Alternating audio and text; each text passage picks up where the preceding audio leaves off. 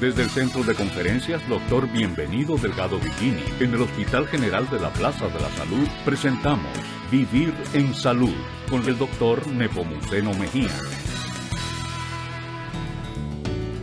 Saludos, amables televidentes, y gracias por permitirnos llegar una vez más a sus hogares en esta nueva entrega de su programa Vivir en Salud. Esta semana vamos a conversar acerca de una condición de salud donde se abarcan una cantidad importante de enfermedades que son las llamadas enfermedades raras. Vamos a una breve pausa para el desarrollo del contenido de este programa.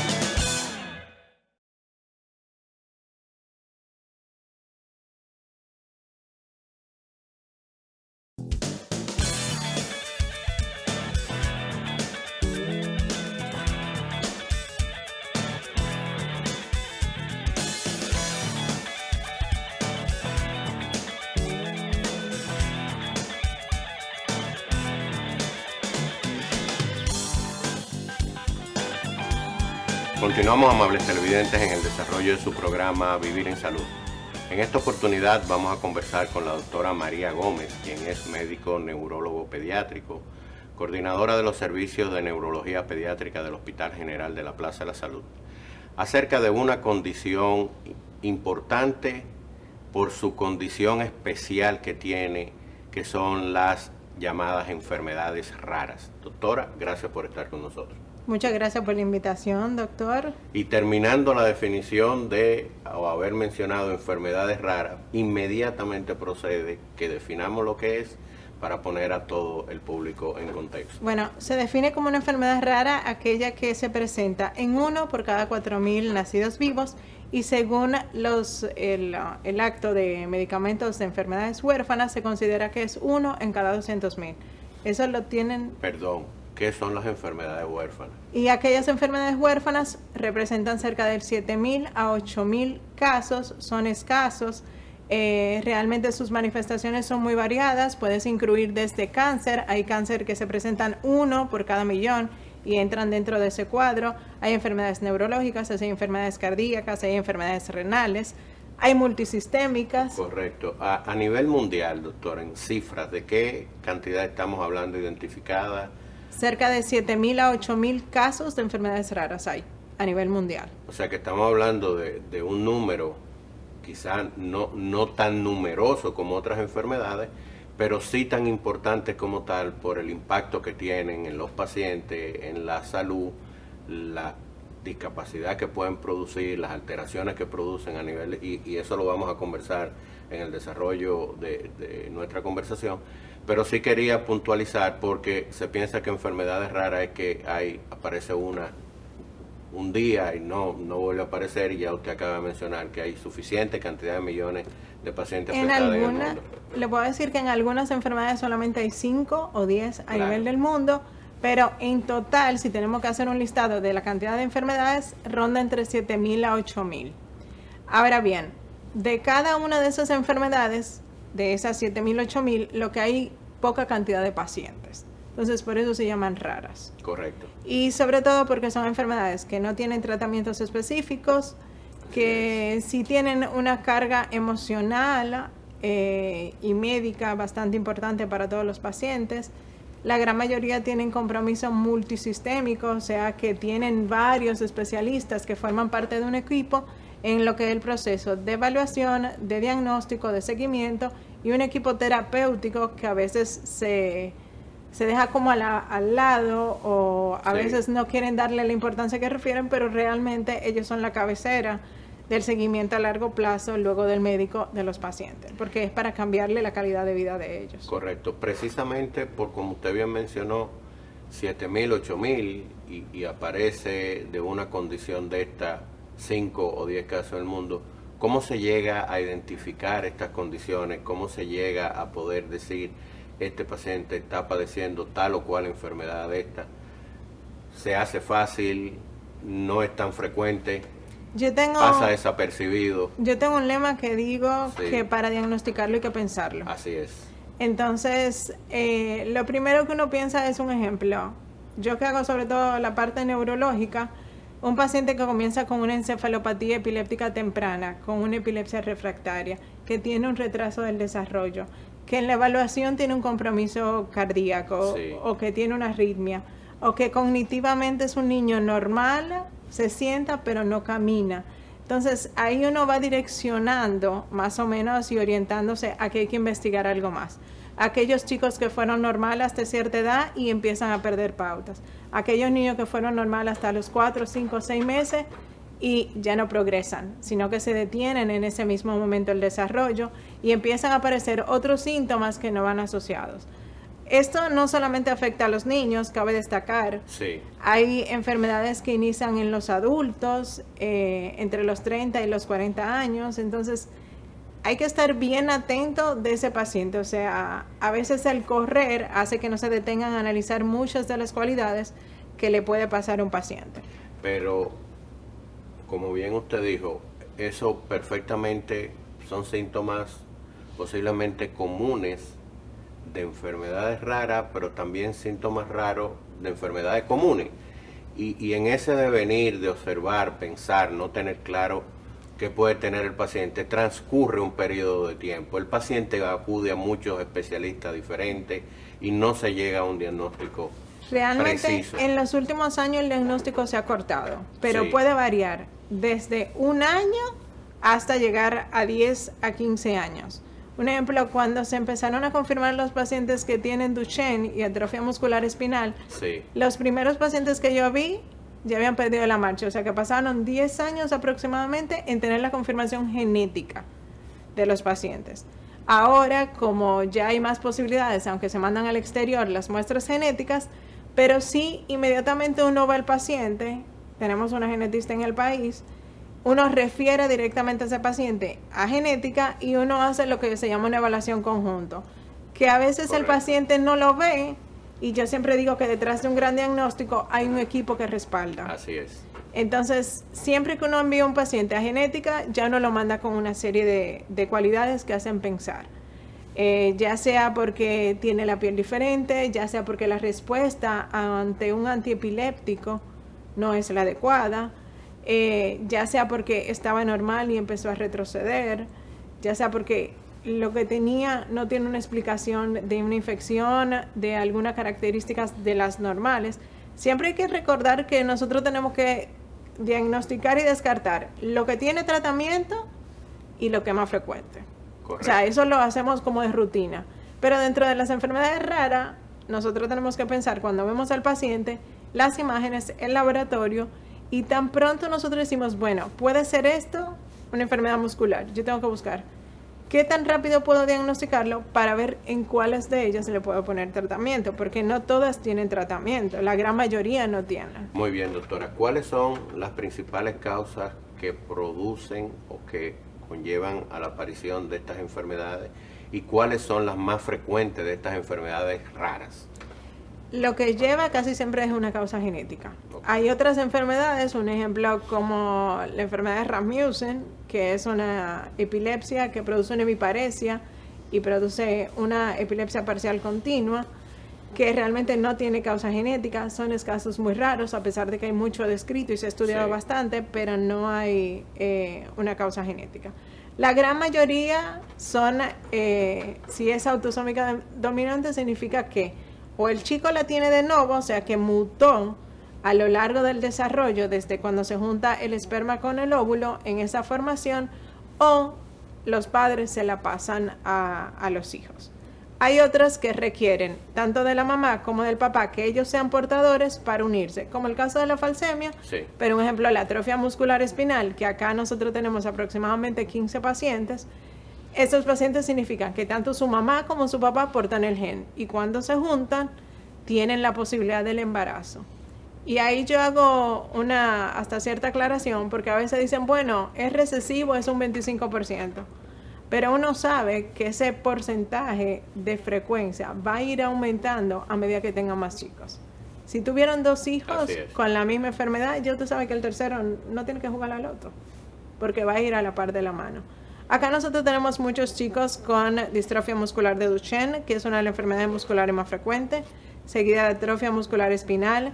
Tenemos también ataxia telangiectasia, adrenoleucodistrofia, que puedo decir que hay más de 5 o 6 pacientes en seguimiento y que tienen su seguimiento regular. Porque muchas veces pasa con estos pacientes es que se cansan. O sea, la familia, la mamá tiene que dejar de trabajar, tiene que dedicarse al cuidado del niño.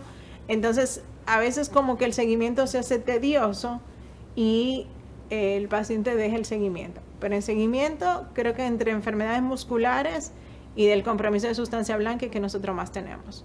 Esas afectaciones genéticas, como usted bien mencionó, y quizás las más frecuentes, ¿cómo se amplía el espectro? Porque bien usted mencionó que hay miles de patologías y condiciones. ¿Cómo se agrupan? ¿Cuáles son las más frecuentes? ¿Qué enfoque debemos de tener? ¿Cómo se conjuga el equipo multidisciplinario? Eso va a variar dependiendo del grupo de edad y va a variar también dependiendo de las especialidades.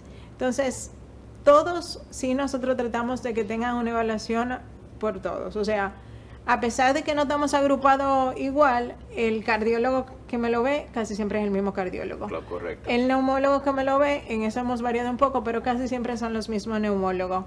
El mismo ortopeda, el mismo fisiatra, el mismo equipo que de una manera u otra va a ir conociendo, porque como son raras, como su nombre lo dice, el ver mucho ya sabe. Endocrinología lo evalúa nefrología.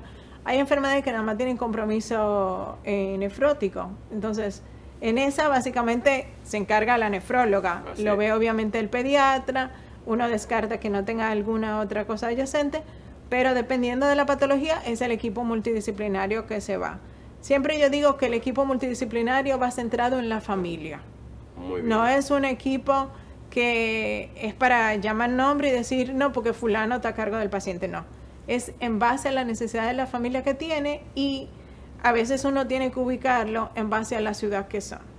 Porque lamentándolo mucho, podemos tener un paciente que vive en Santiago, pero que no tiene los recursos para trasladarse a la capital cada tanto que ve. Entonces lo que uno hace es que coordina con los médicos que están en esa zona para que ellos se le vayan dando el seguimiento, y cosa que el traslado al hospital ya sea una vez al año y no les represente un gasto sobre todo lo que lleva el paciente.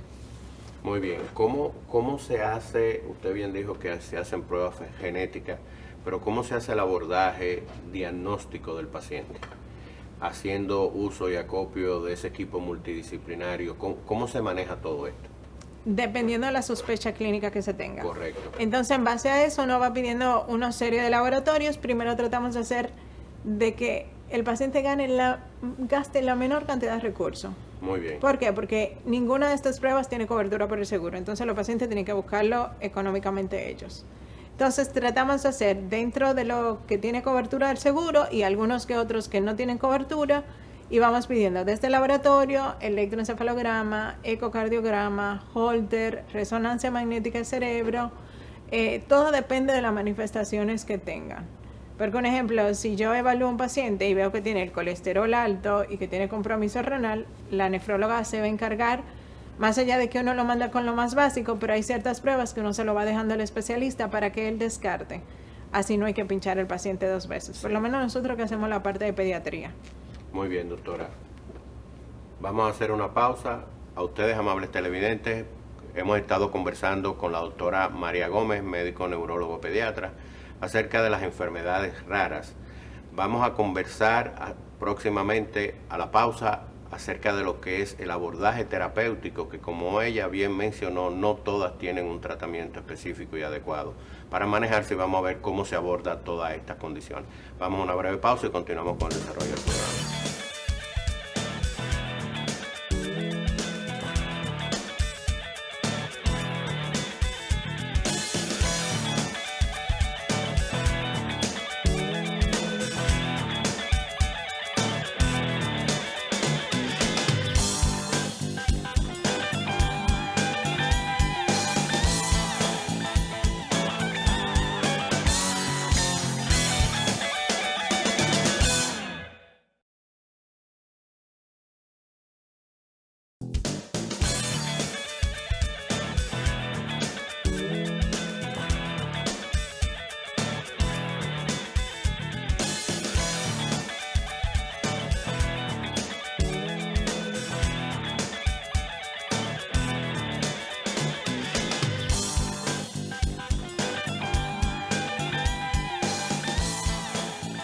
Continuamos, amables televidentes, en el desarrollo de su programa Vivir en Salud. Hemos estado conversando con la doctora María Gómez acerca de las enfermedades raras. Rara su definición, rara su frecuencia, pero cuando se hace de una manera integral, siempre pensando en la posibilidad de la aparición de estas enfermedades, pues perfectamente pueden ser diagnosticadas, abordadas y que llevan un manejo integral por parte de todo el equipo multidisciplinario. Doctora, gracias por estar aquí con nosotros. Quedamos en la sección anterior, en el segmento anterior, para que iniciáramos ahora conversando acerca del tratamiento o las posibilidades de abordaje, seguimiento, mejoría y posibilidades de recuperación, si las hay, de estas enfermedades raras. Bueno, yo le puedo comentar que cuando se le entrega el diagnóstico al paciente, el primer abordaje, lo ideal es acompañado con un psicólogo. Correcto. No siempre puede ser así, pero sí siempre se le dan las orientaciones para que tanto otros familiares, no solo el papá o la mamá del paciente, ni la esposa, sino un poco más amplio en lo que es la parte familiar, para que tengan la contención en el momento preciso y oportuno. Dentro del abordaje que se dan medidas que son paliativas para aquellas que no tienen tratamiento. Entonces ahí va la parte nutricional, va la parte del crecimiento, van las terapias físicas, que ahí yo quiero acatar que realmente el hospital cuenta con un sistema de rehabilitación excelente. O sea, para mí es 1A y por ahí hay mucho volumen de paciente y por ahí las terapias no se reciben en el momento, la frecuencia que uno desearía. Okay. Entonces, además de todo eso, siempre cada tanto hay que hacer ciertas evaluaciones, hay que hacer ciertas visitas médicas. En cuanto a los que tienen tratamiento, en República Dominicana, aunque los medicamentos estén registrados, por el alto costo, muchos de los pacientes, algunos reciben 1 mes, 2 meses, luego dejan de recibirlo y luego lo reciben de vuelta. Todo va variando. Hay otros, como lo de AME, de atrofia muscular, que está registrado desde el 2020 o 21, si mal no me recuerdo, y todavía esos pacientes no tienen tratamiento. O sea, estamos en medicina, hemos avanzado a nivel mundial, pero todavía en República Dominicana sí seguimos un poco más atrás en cuanto a la adquisición de los medicamentos. Bueno, eso son medidas y acciones pendientes de mejoramiento y oportunidades de mejora para beneficio de los pacientes y de la familia que tenemos que trabajar. Sí. Con relación, doctora, a ese enfoque terapéutico, y ya bien usted mencionó que algunas sí tienen, otras no, las que tienen deben de dirigirse, regularmente se manejan con medicamentos que maneja el programa de alto costo que hay definido, y eso hay una línea de comunicación que ustedes hacen, que el equipo hace con esa unidad de atención y procuran que pueda haber tratamiento cuando están disponibles. Ok, esa parte sí. Entrando en lo que sería, bueno, la razón en parte de qué se espera con la conmemoración del Día Mundial de las Enfermedades Raras, qué se hace a nivel mundial, qué hacemos en la República Dominicana, qué tenemos disponible para aportar, para colaborar con el paciente, con la familia. Le puedo contar que esto comenzó en el 2008 en Europa. Siempre comienzan con grupo de padres. Sí. Siempre comienzan con asociaciones y ellos a lo largo de todo esto dijeron, bueno, tenemos que hacer voz de que no estamos solos, de que somos grupo y aunque somos pocos, pero somos muchos. Ese es el lema de la campaña de ahora. Habitualmente en República Dominicana se empezó desde el 2019 junto con una fundación que se llama la Fundación María Laura, hicimos una actividad en Galería 360 y se registró dentro de las actividades en la página de enfermedades raras. Hay una página que se llama raredisease.org y en esa página se registran todas las actividades que se hacen a nivel mundial. Muy bien. Ya en el 2020, gracias al apoyo de Galería 360, se hizo otra actividad junto con una genetista haciendo voz de esto, de las enfermedades raras, para que todo el mundo lo piense, para que por lo menos sepa referirlo, para que los papás que saben que tienen esa espinita ahí de que yo sé que mi hijo tiene algo y nadie me quiere decir lo que es, sigan buscando una respuesta. Y ya a partir del año pasado, gracias a Dios, se iluminó todo lo que era otras instituciones de salud y se iluminaron por parte del ayuntamiento lo que fue lo que es el Cabildo de nosotros y Correcto. lo de Montesino. Otras instituciones, el Senado se iluminó y la idea de este año es iluminar. Es Muy iluminar bien. las casas y las fotos es iluminada con nosotros y es un modo de llamar a la conciencia, o sea, de que todos estemos Importante. presentes, de que el paciente no está solo. Sí, obviamente hay una lucha que se llama una lucha para los derechos, para el acceso a la salud, para los tratamientos, para todo el equipaje que llevan estos pacientes, porque realmente es un paciente que sale caro. Es un paciente que a veces está ventilado en su casa, es un paciente que necesita silla de rueda, hay pacientes que necesitan silla de rueda electrónica porque son productivos y son cognitivamente normal.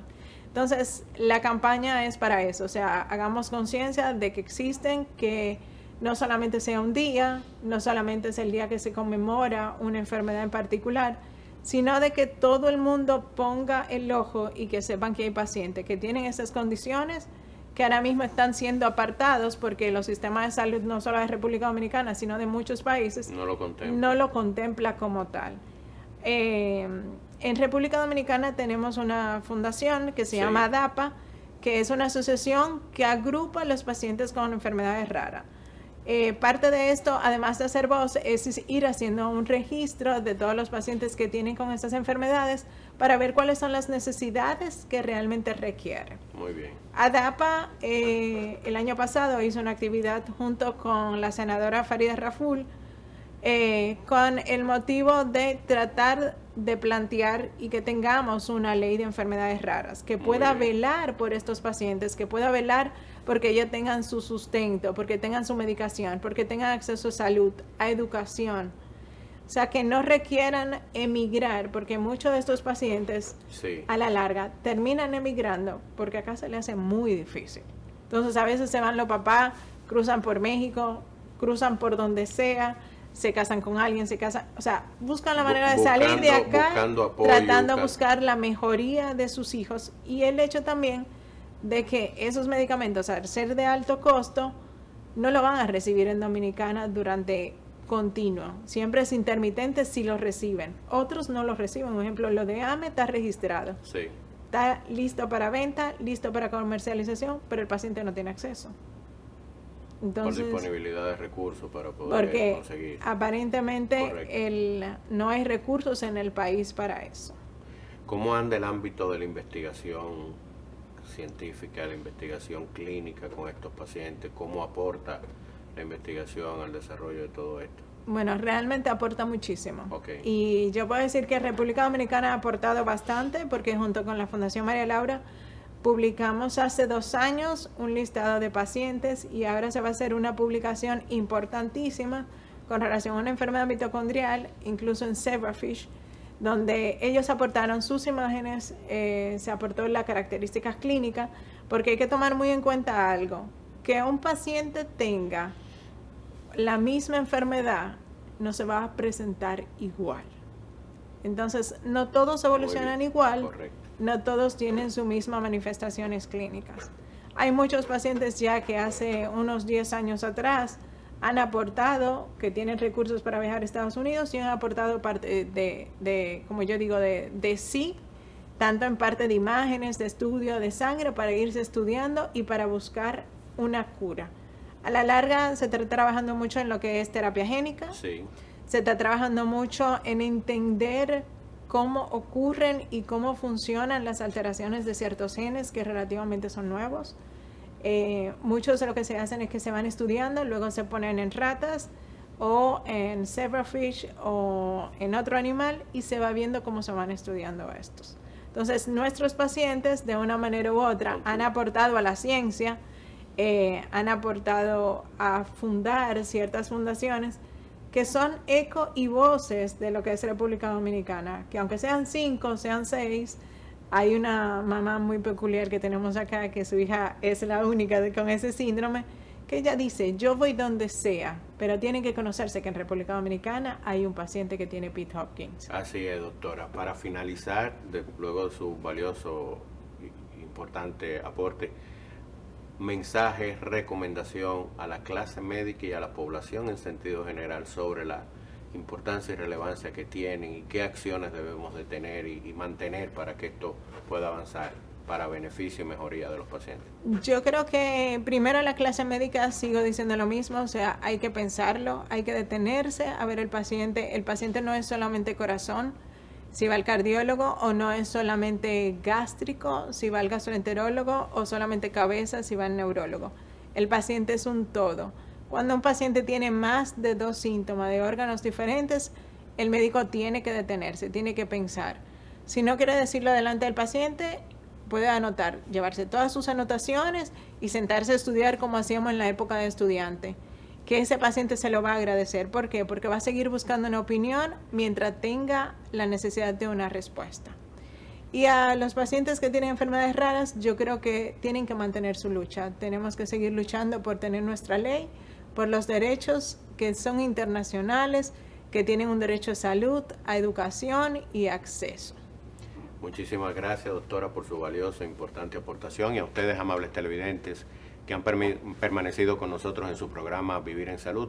Hemos conversado con la doctora María Gómez, quien es médico neuróloga pediatra, coordinadora de los servicios de neurología pediátrica del Hospital General de la Plaza de la Salud, acerca de las enfermedades raras, a propósito de la conmemoración del Día Mundial de las Enfermedades Raras, condición de salud que, si bien es cierto que no son tan frecuentes como otras condiciones, pero que sí tienen un alto impacto en la salud del paciente, en la condición de calidad de vida y cómo esto afecta a la familia. Pendiente muchas acciones, muchas medidas, mucho trabajo por hacer para que podamos conseguir oportunidades de mejora para la condición de salud que viven estos pacientes y que puedan tener acceso a una calidad y a una condición de vida saludable. Vamos a una breve pausa y continuamos con el desarrollo del programa.